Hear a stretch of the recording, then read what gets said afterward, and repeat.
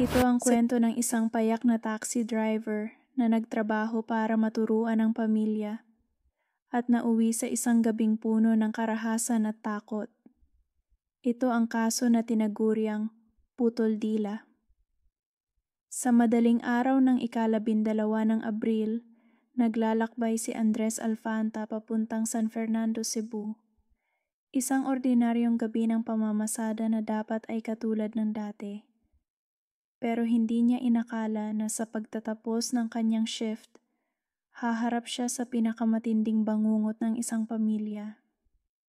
Habang minamaneho, sumakay ang 2 pasahero.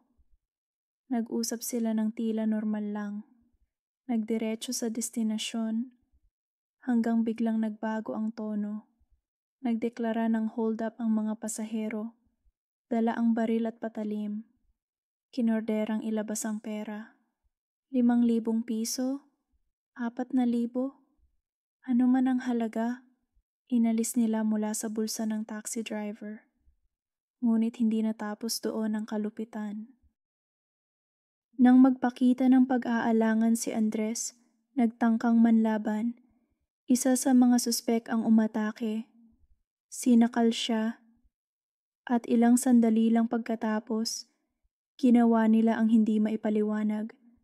Pinutol nila ang dila ni Andres. Iniwan ng mga suspek si Andres, duguan at nakahiga sa loob ng taxi. Tumakas ang mga salarin, iniwang bakas ng takot at sakit.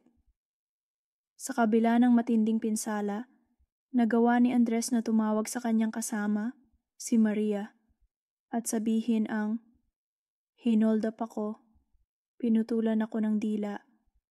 Si Maria, ang kinakasama ni Andres, nagsimulang mag-alala nang hindi umuuwi ang asawa. Hindi nila alam ang nangyari. Nang dumating siya at nakita ang dugo, hindi siya makapaniwala. Nakita niyang magkapiit sa bibig ang kamay ni Andres. Pilit nagpapahayag, ngunit bulol-bulol dahil hindi niya magamit ang dila. Dinala nila si Andres sa ospital. Kahit nanghihina, nagawa pa niyang magpaliwanag sa doktor. Kinailangan siyang sumailalim sa maselang operasyon, tahiin ang naputol na dila. Isang operasyon na maaring magligtas, ngunit hindi na mababago ang sakit at trauma. Ayon sa salaysay ni Andres, pumapasada na siya nang tumawag ang 2 pasahero. Nagpakilalang magpapa Fernando lang. Habang nagmamaneho, naramdaman niya ang masamang kutob. Nag-utos ang mga lalaki. Ilabas ang pera. Nang makuha ang 4,000 piso, hindi nasiyahan ang mga suspek. Pinatong pa ang karahasan. Isa sa kanila umakyat sa likurang upuan, nakabala ng patalim.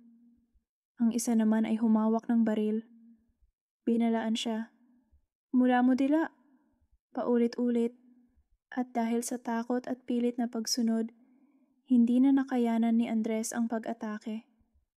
Pagkatapos ng pambubugbog, pinutol nila ang dila ni Andres at agad tumakas. Pero hindi nagtagal. Nagtulong-tulong ang pamilya, social media at pulisya. Isang post sa Facebook ng anak ni Andres ang naging simula para magkaroon ng lead. Nag-viral ang larawan. May isang tipster na tumugon at nagbigay ng posibleng pagkakakilanlan ng isa sa mga suspek. Mabilis kumilos ang mga awtoridad. Ipinakita nila ang larawan kay Andres habang nagpapagaling pa sa ospital at kinilala niya ang isa sa mga pasahero, si Alexander Matado, 30 taong gulang, residente ng Barangay Magikay. May mga nakaambang kaso na rin umano siya. Warrant of arrest sa ibang insidente, kabilang ang murder at iba pang karahasang may kinalaman sa baril. Dahil sa umiiral na warrant, agad na na-detain si Alexander. Sinampahan siya ng kasong robbery at serious physical injuries. Ngunit sa usaping legal, Nananatili siyang inosente hanggang mapatunayan ng korte ang kanyang pagkakasala. Sa kabila ng pagkakakulong ng isang pinaghihinalaang sasangkot, nanatiling hindi patukoy ang pangalawang suspek. Ang lalaking may patalim na siya ring posibleng pumutol ng dila ni Andres. Patuloy ang investigasyon. Kulang pa ang ebidensya para maliwanag na sangkalan siya ng sala. Ano ang naging buhay ng pamilyang naiwan? Si Maria, 3 anak, ang isa ay sanggol pa lamang na 2 buwan, umasa sa kabuhayan ni Andres. Ngayon, lumala ang takot, kahirapan, at kawalan ng trabaho. Si Andres, na dati umaasa sa pagmamaneho ng taxi para ikinabubuhay, ngayon ay may malalim na sugat. Hindi lang pisikal, kundi emosyonal. Isang ordinaryong gabi ng trabaho ang nagdala ng trahedya. Hindi lamang pera ang inagaw ng mga salarin, kundi dignidad at boses ng isang tao. Hindi na lang pisikal ang pighati.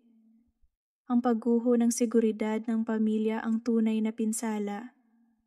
Ayon sa pulisya, patuloy ang proseso sa Cebu Provincial Prosecutor's Office. Lahat ng papeles ay ilalatag at susuriin ng korte. Hanggang hindi napapatunayan, mansanas ang paninindigan, na ang sinumang pinaghihinalaang nagkasala ay may karapatang depensa. Sa mga biktima ng karahasan, tulad ni Andres, ang daan pabalik ay mahaba at puno ng pagsubok. Kailangan ng hustisya, ngunit higit sa lahat, kailangan ng pagkalinga, medikal na atensyon, pinansyal na tulong, at suporta sa pagbangon. Kung ikaw ay may impormasyon sa kasong ito, makipag-ugnayan sa San Fernando Police Station. Ang munting tip o larawan na sa tingin mo ay walang kwenta ay maaaring maging mahalagang piraso para sa hustisya. Sa likod ng bawat krimen, may kwentong pilit tinatago.